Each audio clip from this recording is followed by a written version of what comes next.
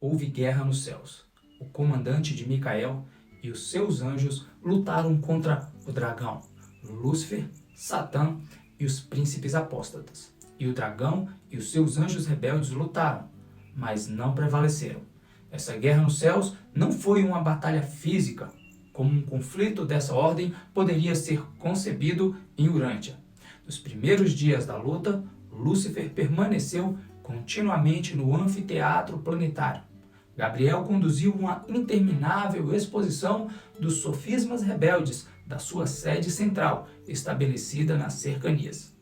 As várias personalidades presentes à esfera e que estavam em dúvida quanto à própria atitude, iam e voltavam em meio a essas discussões, até que chegaram a uma decisão final. Você está no canal Urântia Reencontro e eu sou Adriano Santos, quem vai te ajudar a compreender um pouco de todo esse acontecimento que tem implicações profundas em nossas vidas.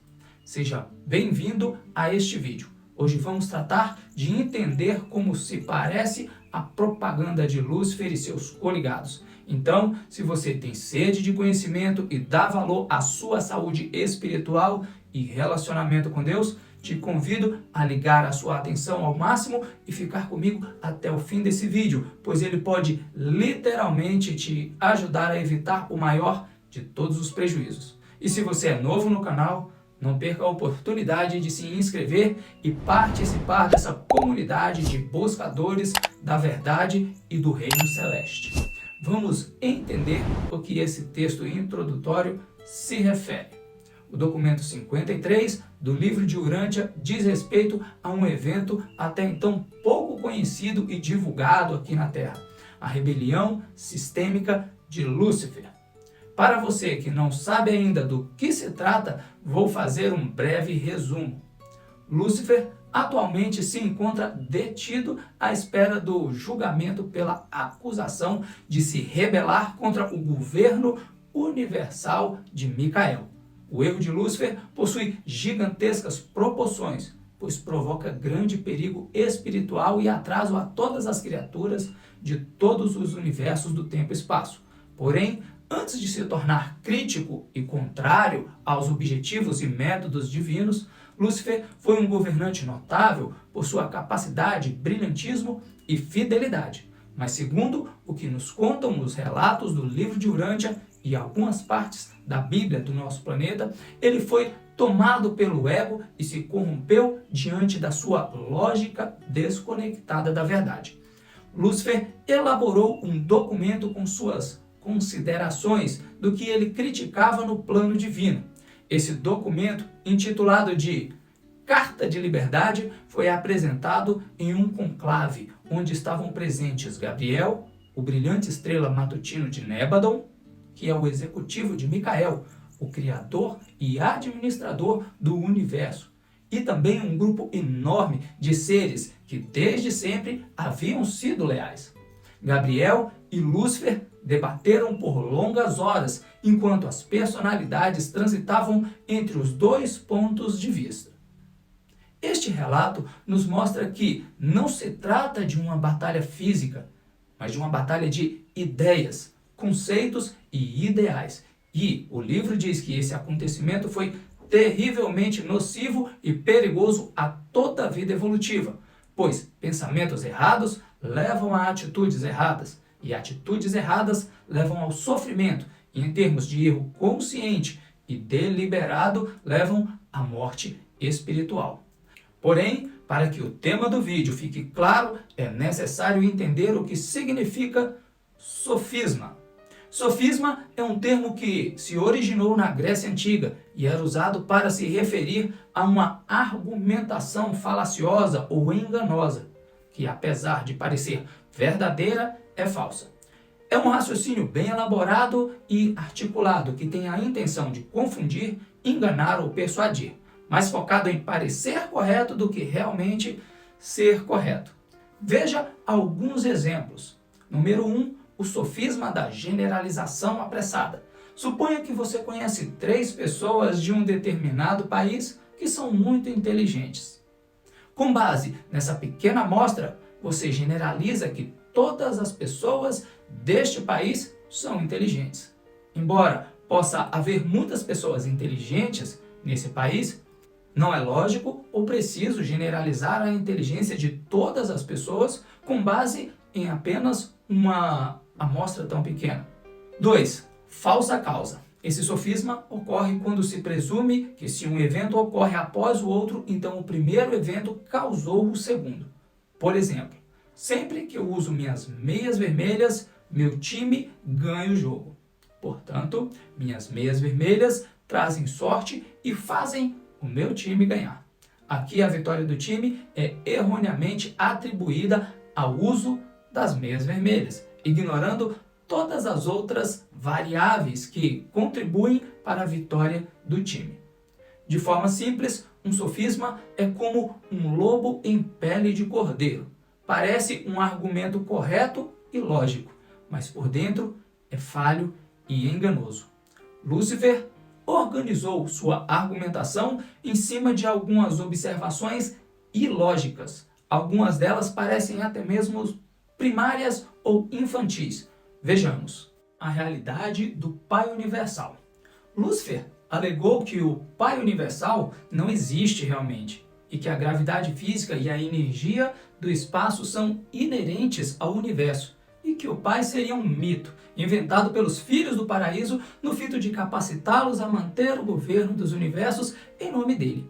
E chegou a sugerir até mesmo que os finalitores estivessem juntos em conspiração com os filhos do paraíso para impor tal fraude a toda a criação, posto que nunca chegavam trazendo uma ideia suficientemente clara da personalidade autêntica do Pai, tal como se pode discerni-la no paraíso. Bom, negar a existência de um Pai, alegando que este Pai tenha sido inventado pelos filhos, parece um tanto infantil, você não acha? Afinal, como existiriam os filhos se não houvesse o Pai? Ou até mesmo, caso não existisse o Pai primeiro autoexistente, a figura dos filhos não tomariam este lugar de primeiros criadores?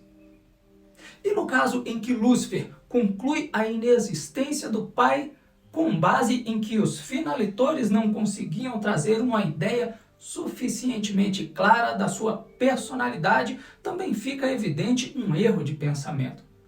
Note que isso é claramente um sofisma, pois uma coisa não tem absolutamente nenhuma relação de causalidade com a outra. Não é porque uma pessoa não tem uma ideia clara sobre algo ou alguém que esse alguém não existe. Outro ponto importante a ser notado é que ele reconhece e os chama de finalitores, aqueles que chegaram até a presença do Pai no paraíso. Porém, ao mesmo tempo, nega o destino da finalidade. Como então poderiam ser finalitores estes, já que não existe o destino da finalidade? Lúcifer também atacou o governo universal do Filho Criador, Micael. Lúcifer sustentava que os sistemas locais deveriam ser autônomos.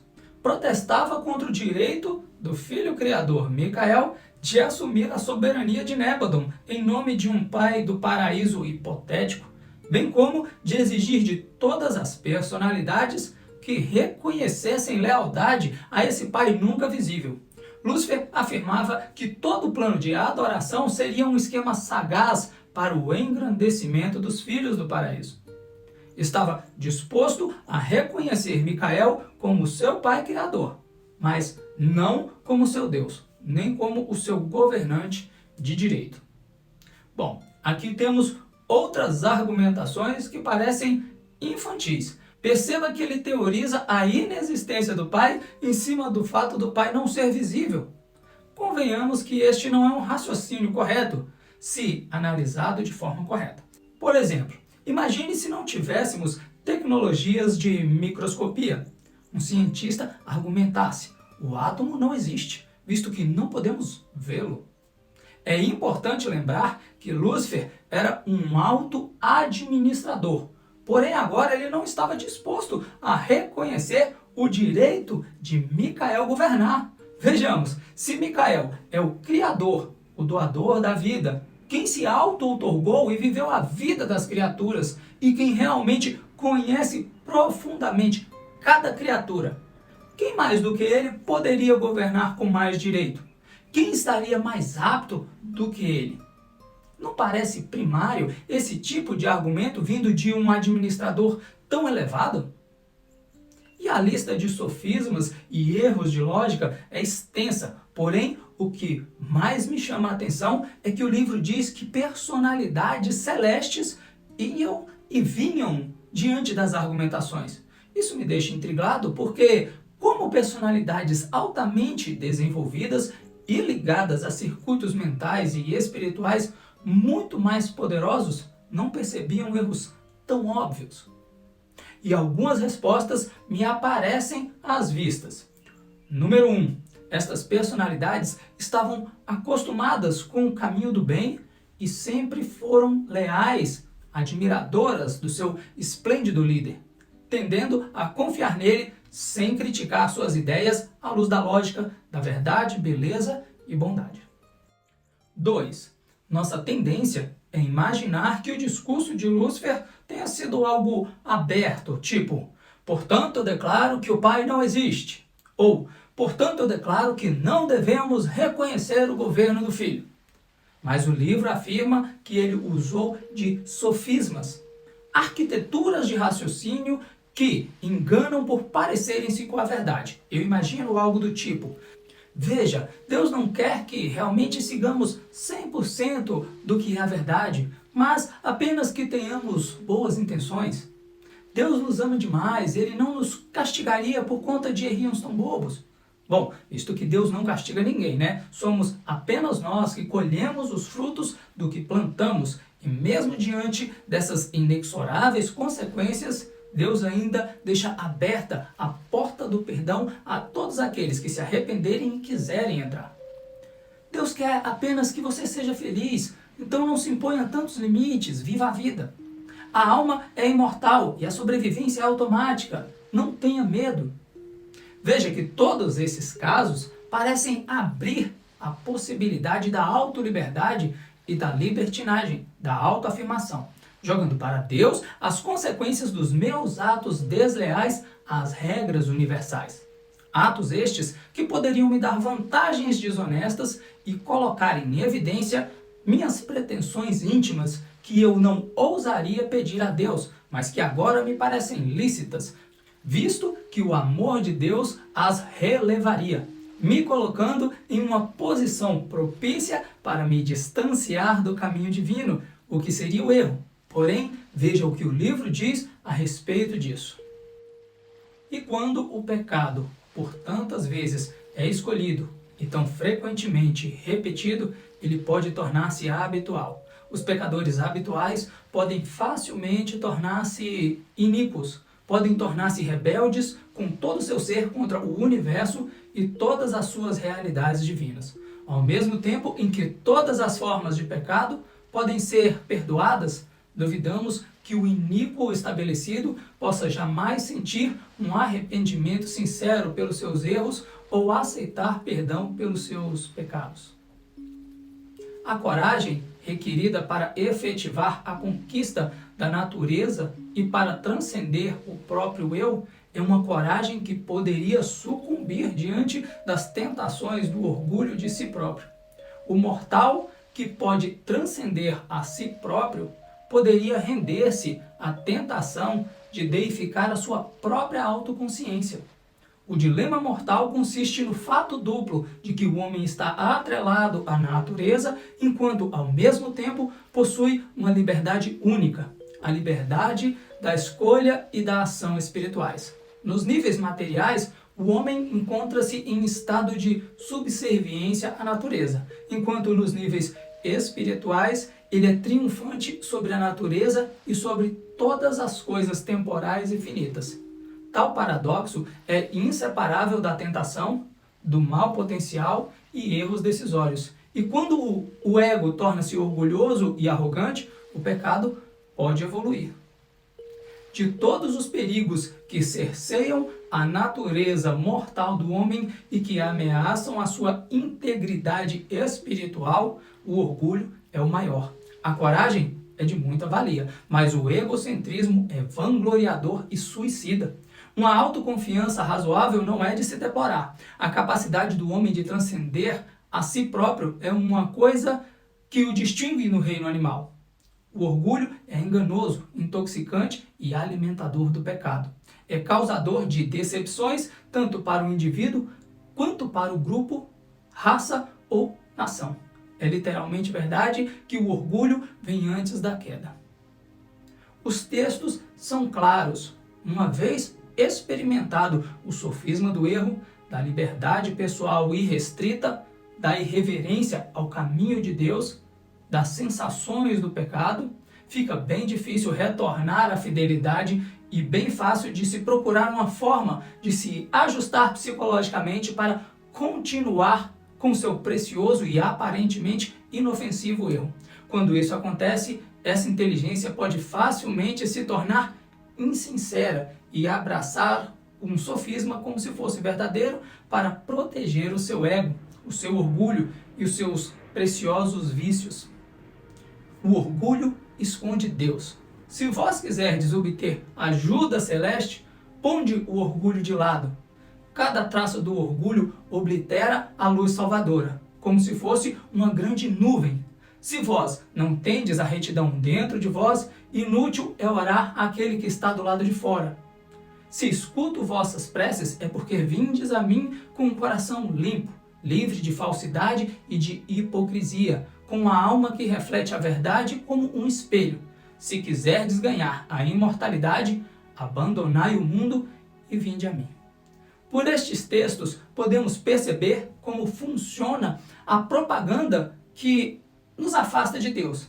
Ela sutilmente sugere um caminho diferente, pavimentado em ideias que podem induzir o pensamento da licitude do erro, apontando como base que Deus quer o seu bem, que você viva intensamente todas as oportunidades, que Deus te ama e você pode fazer tudo o que quiser, que independente dos seus atos, a sua alma irá sobreviver e dará continuidade à sua jornada de progressão. Meus irmãos, tudo isso é muito sério.